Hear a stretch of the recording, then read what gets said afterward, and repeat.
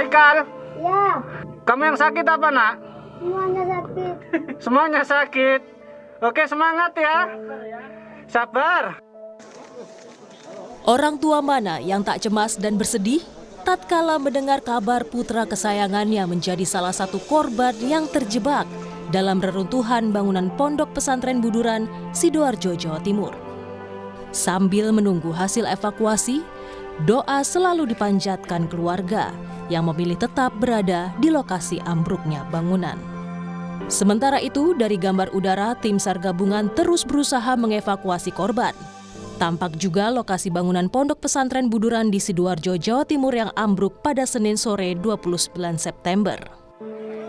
Evakuasi dilakukan dengan penuh kehati-hatian dan seksama, mengingat kondisi bangunan sekitar yang sangat rentan.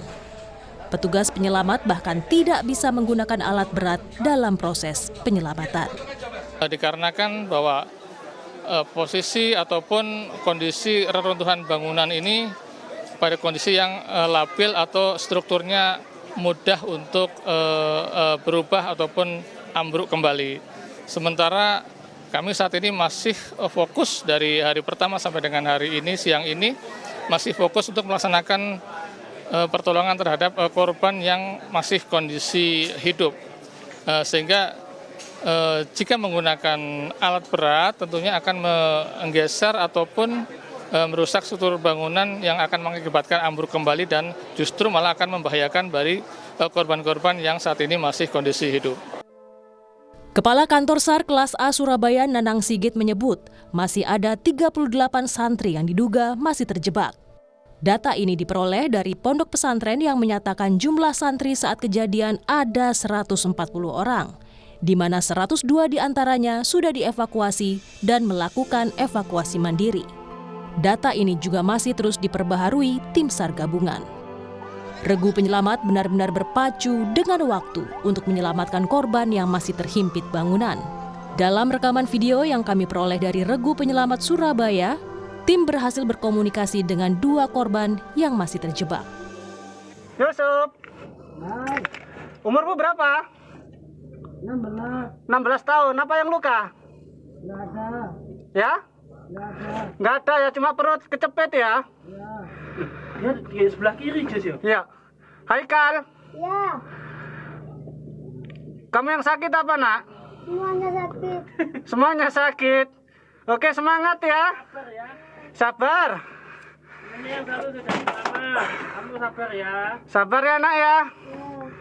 Ya. Aku Ajis dari Rescue Surabaya ya. Sabar ya, ini usaha. Ini dulu Jess. Masuk. Pak Megal, taruhlah. Untuk di situ ya apa kondisinya? Bisa dieksekusi atau masih butuh beberapa waktu?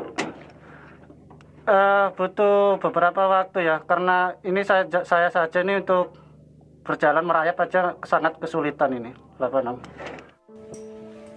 Untuk mendata jumlah pasti korban yang masih terjebak di reruntuhan bangunan, Polda Jawa Timur menerjunkan tim DVI ke Pondok Pesantren Buduran, Sidoarjo. Mereka membuka posko identifikasi korban ambruknya bangunan ponpes. Posko ini menampung laporan warga yang merasa warga atau santrinya hilang. Selain membuka posko, Polda Jatim juga memberikan bantuan trauma healing bagi para korban maupun keluarganya yang masih berada di sekitar Pondok Pesantren Buduran. Kalau terkait dengan tim kedokteran kesehatan atau kita kenal dengan tim DVI kita, Disaster Victim Investigasi juga sudah membentuk posko DVI di lokasi yang ada di Pondok Pesantren Al Ghazali ya, di Buduran Sidoarjo. Sudah langsung mulai malam ini juga ada posko, nanti tentu akan melakukan identifikasi. Bupati Sidoarjo, Subandi, memastikan biaya pengobatan korban luka-luka yang dirawat di rumah sakit ditanggung pemerintah. Nanti yang selama ini di rumah sakit semuanya ini kita bagi berdua. Rumah sakit yang punya rumah sakit umum ini pembiayaan semua adalah ditanggung oleh Pemda melalui BTT ya. Yang terkait masalah rumah sakit swasta ini ditanggung Bugub, kita sudah ada pembagian, jadi alhamdulillah tidak ada kekhawatiran bahwa kehadiran pemerintah daerah ini adalah sangat membantu korban yang ada di Pondok Pesantren Al-Gojini. Seperti itu, Bapak. Sebelumnya, bangunan Pondok Pesantren Buduran Sidoarjo, Jawa Timur ambruk pada Senin 29 September. Bangunan ambruk saat ratusan santri sedang melaksanakan sholat asar berjamaah. Tak lama setelah bangunan ambruk, Wakil Gubernur Jawa Timur Emil Dardak langsung datang dan melihat proses evakuasi. Emil memastikan proses evakuasi tidak berhenti sampai seluruh korban diselamatkan.